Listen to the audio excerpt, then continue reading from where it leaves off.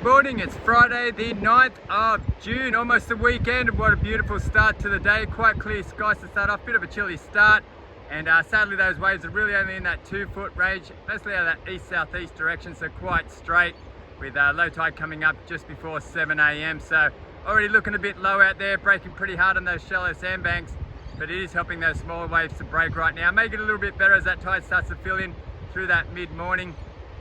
But high tide middle of the day may swallow up those small waves.